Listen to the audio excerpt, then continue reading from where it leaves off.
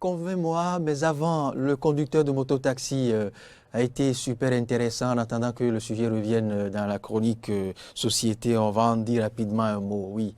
Est-ce une obligation? C'est l'interrogation qui m'intéresse au fait. La popote, est-ce une obligation pour l'homme?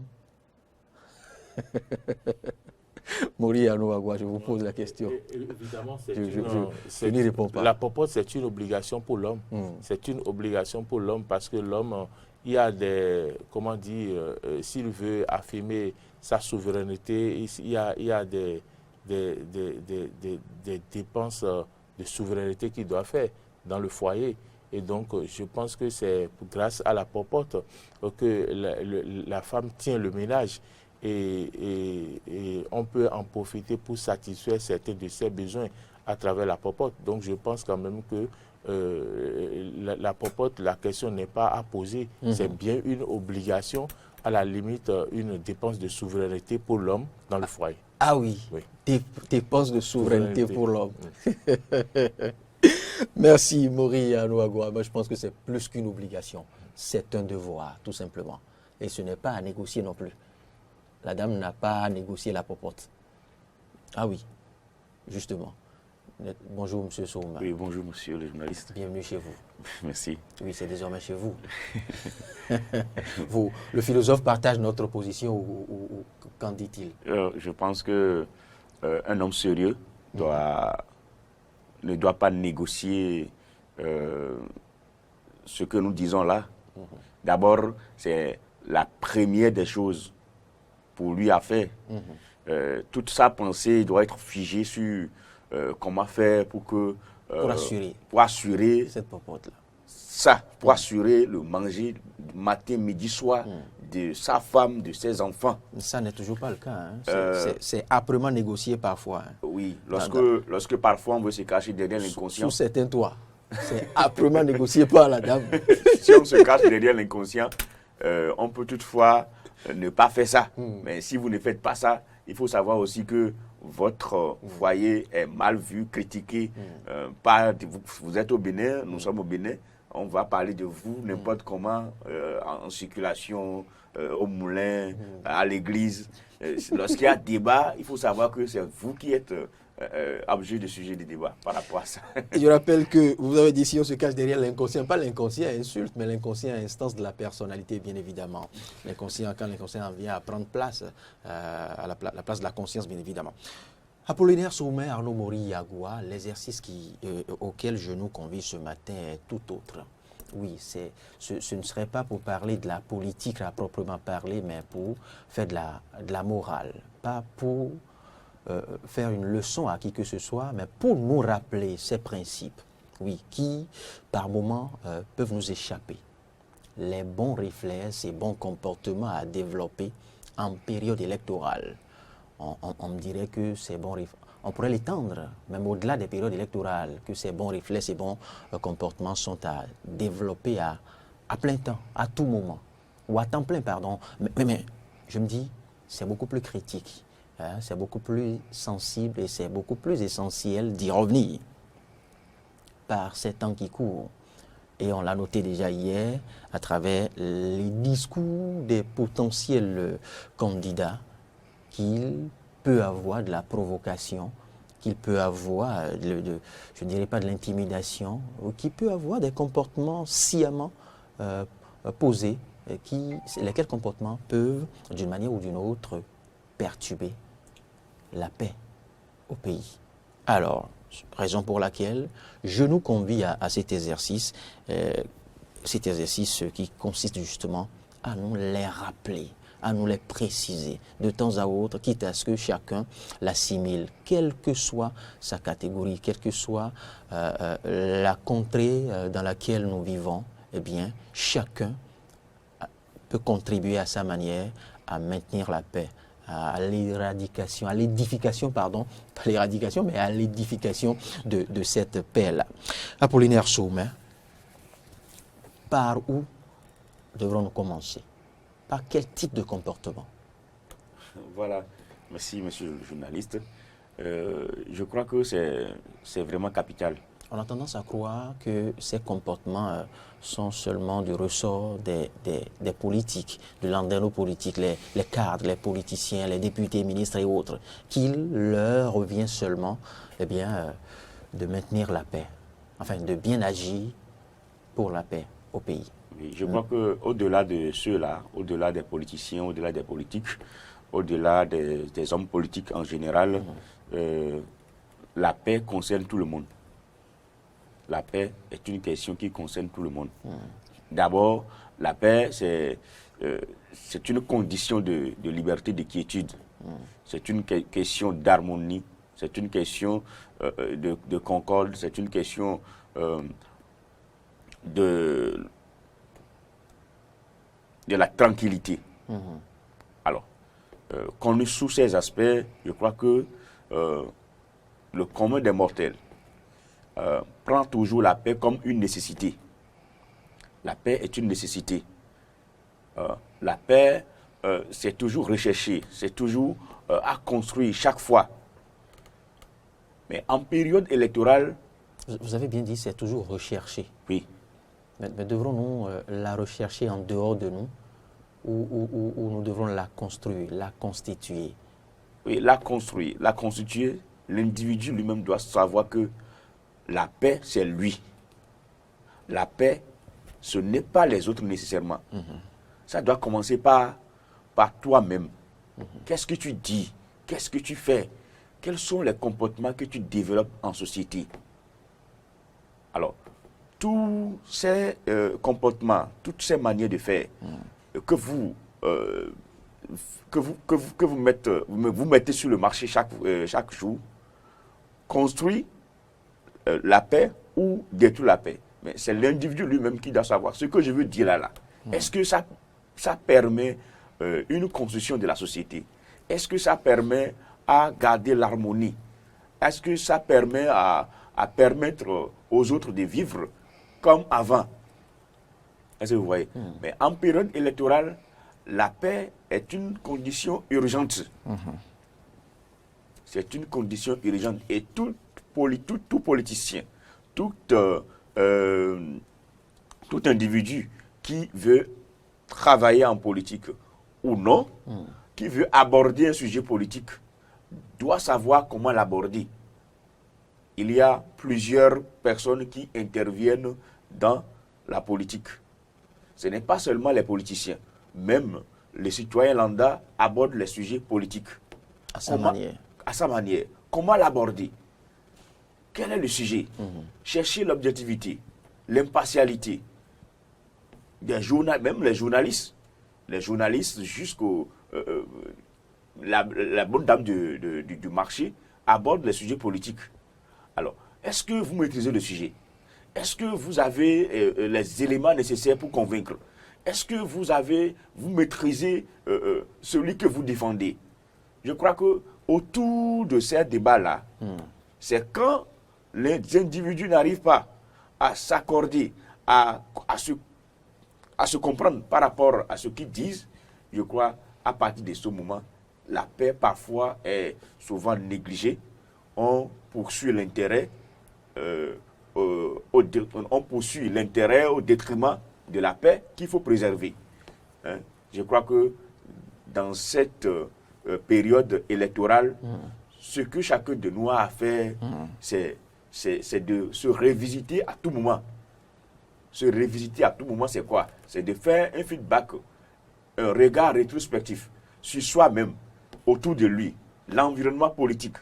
Que faire pour assainir à chaque conscience dans cet environnement-là, pour que nous ne disons pas nous soutenons quelqu'un, nous ne disons pas que nous défendons quelqu'un pour encore détruire ce qu'il y a de plus cher. Ce qu'il y a de plus cher pour nous aujourd'hui, c'est la paix. Et nous devons tout faire pour la sauvegarder, pour l'enraciner davantage pour la postérité. Merci Apollinaire Soumen. Arnaud Mori-Agua. Oui, effectivement, quand Apollinaire parle de paix, ça me rappelle cette citation de Houphouët-Boigny qui a dit que la paix, ce n'est pas un mot, c'est un comportement. Et donc, quand on parle de paix, ça doit être dans les propos dans la parole et dans les actes, parce que les propos que nous tenons peuvent embraser. Et donc, il faudrait que chacun ait, en période électorale, la tête sur les épaules et sache raison garder par rapport aux réactions. Si vous aviez l'habitude d'avoir des réactions vives en période électorale, vous devez faire attention, vous devez vous temporiser et d'abord réfléchir avant d'agir. Parce qu'il y a autour de tout ça là des tests qui encadrent tout ce que vous posez comme acte, c'est des tests qui les encadrent. Et donc, vous devez montrer la voie, montrer le chemin à suivre, la pacificité, la paix à travers vos comportements. Également, je parlais des propos, mais il y a également les comportements. Il faut savoir quoi dire et où le dire, comment le dire, pourquoi le dire. Donc, ce n'est pas seulement se permettre de dire ce que l'on veut, où l'on veut, comme l'on le veut. Je pense qu'en période électorale, la responsabilité incombe tout un chacun de nous. Il l'a dit, M. Apollinaire l'a dit, de journaliste jusqu'à la femme du marché. Tout ce qui est maillon de la société est concerné pour que nous puissions cultiver la paix et aller faire tout ce qu'on doit faire en période électorale dans la paix. C'est ce que je pense. Et cette paix et la sauvegarde, la culture de cette paix, Apollinaire Saumet, comme on l'a dit, il parlait de tous les maillons de cette chaîne, de toutes les instances de cette République, du citoyen ordinaire au cadre le plus haut placé. Mais maintenant, comment déjà à notre niveau, partons de là, à notre niveau, citoyen ordinaire, dans nos foyers, comment cultiver cette paix? Comment la sauvegarder déjà? Parce qu'il n'est pas rare d'entendre ou de constater que dans certains ménages déjà, mari et femme, les partenaires ne partagent pas la même conviction politique. Parfois, c'est madame qui est mouvancier et monsieur soit opposant ou neutre ou indifférent à toute la conviction que partage sa femme. Et cela refroidit quelque peu les relations. Il en est même parfois dans une fratrie où papa et maman sont d'un autre bord et les enfants, justement, de tout autre bord. Déjà, face à ces conditions, face à ces cas, quelques cas évoqués à Apollinaire Saumet, comment cultiver la paix au niveau, à nos niveaux? Pas seulement au niveau des caciques, au niveau des politiques au plus haut placés. La plupart des sujets que nous discutons dans les foyers ont comme source les partis politiques, la mouvance, l'opposition, etc. Alors, je crois, avant de venir au foyer, je vous dis quelque chose. Le sujet qui est abordé au foyer est un sujet qu'un parti politique a mis sur le tapis.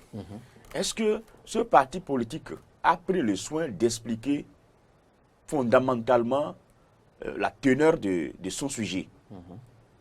Est-ce que, par exemple, quand on prend la mouvance, alors, lorsque vous abordez un sujet où, aujourd'hui, par exemple, si vous jetez un coup d'œil, vous jetez un regard sur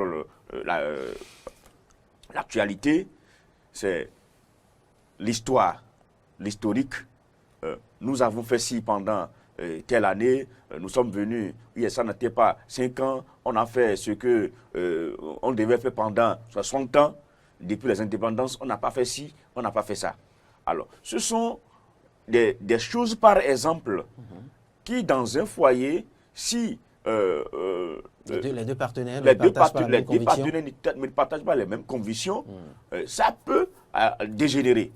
Ça peut dégénérer. C'est pour cela que et l'opposition et la mouvance doivent avoir raison gardée. Et ils doivent savoir que c'est ce qu'ils disent au sommet qui continue dans les foyers. Alors, dans cette condition, lorsque, par exemple, les journalistes veulent traiter les informations, ou bien il y a un débat contradictoire, monsieur le journaliste, alors, lorsque, par exemple, le débat n'est pas équilibré, où on constate que c'est le mouvancier qui a le plus de temps de parole et que l'opposant est là en train en digne spectateur. Est-ce que vous voyez, déjà à partir du plateau, nous, en tant que spectateurs, on peut créer déjà des frustrations. On peut déjà créer des frustrations. Dans les maisons. Dans les maisons. Oui, pourquoi le journaliste fait ça? Le journaliste, il n'est pas impartial. Il est de l'autre bord. Il est de ce bord. Boris, voilà qui nous rappelle déjà comment nous autres, nous pouvons cultiver la paix. Voilà, déjà à partir des émissions, nous pouvons commencer par faire des débats dans les cafettes, dans les bars, dans les bus. Et ces émissions peuvent attiser déjà et activer déjà des conflits dehors. Ça attise des conflits parce que c'est à partir du bar, c'est à partir de la cafette, c'est à partir du kiosque, c'est sûr, même les émigrants et son client peuvent s'arrêter et échanger les coups de poing parce que en suivant l'émission, ça ne les permet pas d'être au même niveau d'information. Voyez? Donc déjà, nous, l'environnement intellectuel d'abord. L'environnement intellectuel crée souvent ce qui se passe au niveau du bas peuple. Le bas peuple ne maîtrisant pas les fondamentaux de ce qui se dit, va commencer par discuter de façon simple. Ça ne donne pas la valeur de notre démocratie. Par exemple, il y a encore un exemple. Le phénomène des revues de presse que nous faisons, que les gens font en vernaculaire, en langue, fond. Oui. Très suivi. Est-ce que les professionnels des médias réunissent les émigrants, le bas peuple, pour leur dire le fond du sujet, ce que font les journalistes qui relaient les informations. Quand on prend par exemple le phénomène de Dawawe, par exemple, les émigrants ne savent pas que l'émission de Dawawe, que ce n'est pas une création, c'est un relais d'information. On vous permet de suivre ce qui se passe dans les papiers. Mais nous, en tant que citoyens lambda, on prend ce genre de sujets et telle personne ne parle plus la même voix. En résumé, l'intellectuel a une grande responsabilité dans la sauvegarde. L'environnement intellectuel doit travailler de cette paix. Si la paix, monsieur le journaliste, si chez vous, vous n'avez pas la paix en période électorale, la première personne à accuser, c'est l'intellectuel. Ah oui. C'est l'intellectuel. C'est nous intellectuels, qui créons des frustrations à travers ce que nous disons, à travers notre impartialité, à travers notre façon de défendre un homme et non une idéologie.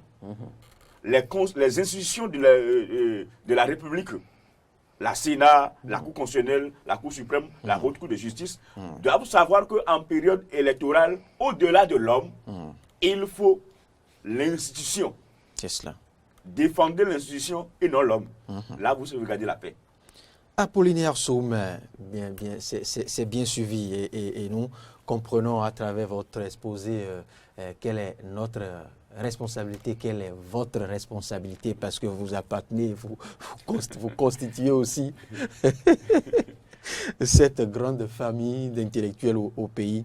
Arnaud Mori-Agua, je voudrais vous inviter à revenir sur un détail. Quand on évoquait tout à l'heure l'exemple des foyers, des ménages où papa et maman ne partagent pas, enfin, cela arrive quelquefois, pas toujours, où papa et maman ne partagent pas la même conviction politique, cela ne voudra pas dire qu'il faille imposer à papa la conviction de maman ou à maman la conviction de papa. Je pense.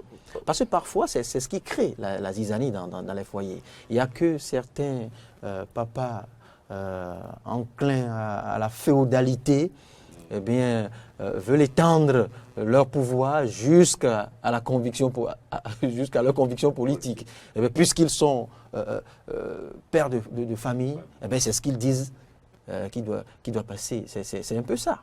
Oui, et effectivement, le respect de la paix en période électorale commence par les foyers. et commence par les petits détails dont vous parlez.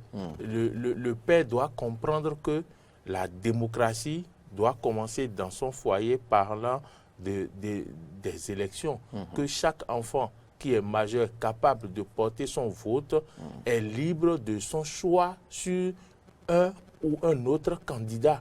Et donc, il ne devrait pas d'abord faire transparaître ses opinions et imposer son opinion au foyer parce qu'il est le chef du foyer. Mais au contraire, il doit aider chaque membre de la famille à aller dans la direction qu'elle juge bien pour lui et pour son pays. Et c'est en cela qu'il doit comprendre que chacun est libre de son choix et que le choix est personnel et non un choix collectif et commun au foyer forcément. Donc c'est par là que commence la paix, parce que si il met la pression sur des enfants, sur la maman, et qu'il y a des frustrations, qui naissent, ce n'est pas déjà bien pour son foyer. Oui. Ça veut dire qu'il y a la tension qui commence déjà à partir de son foyer et va s'étendre hors du foyer. Donc je pense quand même que les pères féodaux doivent comprendre qu'en matière électorale, il ne s'agit pas d'appeler les enfants et de leur imposer le candidat qui doit voter, mais selon le discernement que font chaque enfant, ils savent comprendre pour qui il faut voter, dans quelle direction il faut aller. Et c'est dans ce sens qu'il faut agir pour la paix également dans le foyer, pour la paix pour le pays. C'est très important, ce concept de démocratie dans le foyer que vous avez évoqué. Je pense que c'est à cultiver même de la démocratie dans le foyer. Parce que quand je ne vous ai pas posé la question de manière anodine, j'en ai connu qui a justement une dizaine d'enfants travaillant à Porte-Nouveau, un peu partout, à Boycon et autres. Mais dès lors qu'il est question d'aller s'inscrire, retirer sa carte d'électeur et autres, eh bien il impose, je dis, à tous ses enfants de le rejoindre au village et de venir s'inscrire là au village. Et quand il faille voter, eh bien vous passez tous au village encore. Vous pouvez voyager pendant toute une journée, aller voter encore et revenir. Je ne sais pas si vous voyez ce que je dis. Parce que simplement papa veut s'assurer que, eh bien voilà, tous les enfants partagent sa conviction politique. Mais cela ne devait pas être le cas. Les enfants devraient être libres de s'exprimer. Ah ben oui, ça ne voudra pas dire qu'on a rejeté papa. Non. Papa a une conviction politique. Si je veux, je partage sa conviction politique. Mais il n'a pas à me l'imposer. Ah oui. C'est cela. C'est là où je partage le concept de la démocratie dans le foyer. La démocratie dans les maisons. Et je voudrais revenir sur un aspect. Vous avez vu la Sénat très tôt, par des banderoles, a commencé par montrer sa position. Vous allez lire sur des banderoles affichées à la Sénat est pour des élections apaisées et transparentes. C'est important. C'est important que les Béninois le sachent. C'est important que tous ceux qui côtoient la Sénat puissent savoir ce que la Sénat veut et ce que la Sénat souhaite. Et c'est ce que chacun intègre. Si la Sénat, à son niveau, l'instance qui organise des élections, est pour la paix et la transparence des élections apaisées et transparentes, ce n'est pas à vous, individus, d'aller poser des actes pour mettre en cause cette paix-là. Et on l'a dit, chacun, à son niveau, doit agir convenablement à renforcer cette conviction de la Sénat que vous partagez avec nous. Et pour le faire, il faut bien se comporter à son niveau déjà. À son niveau, depuis son foyer, depuis sa maison, au boulot, au marché. Eh bien, au marché, vous ne devrez pas imposer votre conviction à toutes les dames qui vous entourent. Même si la maman d'à côté est opposante, ça ne voudra pas dire qu'elle est votre ennemi d'office. Ben, elle est opposante, mais vous restez citoyen, vous restez amis, mais vous continuez de vendre, vous continuez de partager le même espace dans ce marché. Ben voilà, le temps de la politique. Oui. il y a aussi l'esprit d'écoute. Nous devons nous écouter. Parce que tout ce qui vient empêcher la paix, c'est d'abord le discours.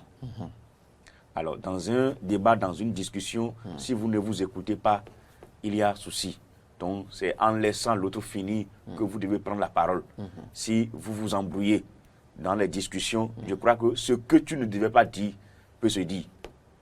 Pas peut-être une colère gratuite qui peut...